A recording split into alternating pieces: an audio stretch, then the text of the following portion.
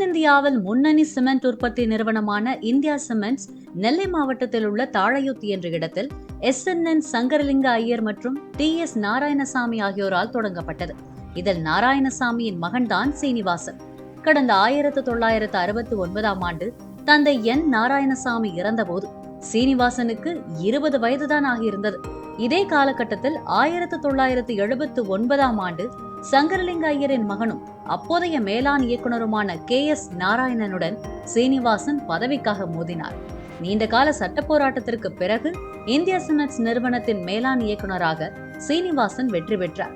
அதேவேளையில் மற்றொரு நிறுவனரின் மகனான KS நாராயணனின் மகன் சன்மார்க் குழுமத்தைச் சேர்ந்த N சங்கர் நான் எக்ஸிகியூட்டிவ் சேர்மன் ஆனார். கடந்த 1990ஆம் ஆண்டு கடப்பாவில் இருந்த கோரமண்டல் சிமெண்ட்ஸ், 1998ஆம் ஆண்டு ராசி சிமெண்ட்ஸ் இரண்டையும் கையகப்படுத்தினார்.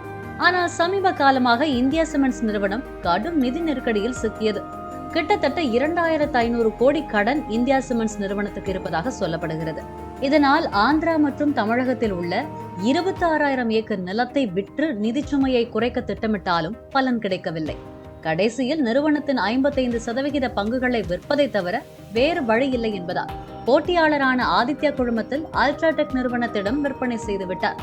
இந்தியா சிமெண்ட்ஸ் தலைவர் N சீனிவாசன் தேர்ந்தெடுக்கப்பட்ட தனது 300 ஊழியர்களிடத்தில் உருக்கமாக ஒரு உரை நிகழ்த்தினார். அப்போது பல ஆண்டு காலமாக தான் கட்டி காத்து வந்த நிறுவனத்தை ஏன் போட்டியாளரிடம் விற்கும் நிலை ஏற்பட்டது என்பது குறித்தும் விளக்கினார். போட்டியாளர்கள் கொடுக்கும் விலைக்கு தங்களால் உற்பத்தி பொருளை கொடுக்க முடியாது என்றும் உற்பத்தி விலையையும் குறைக்க முடியவில்லை என்றும் சீனிவாசன் தெரிவித்தார். உங்கள் அனைவருக்கும் வாழ்த்துகள் என்று சீனிவாசன் உரையை முடித்தபோது சில ஊழியர்களின் கண்கள் கலங்கி போயிருந்தன.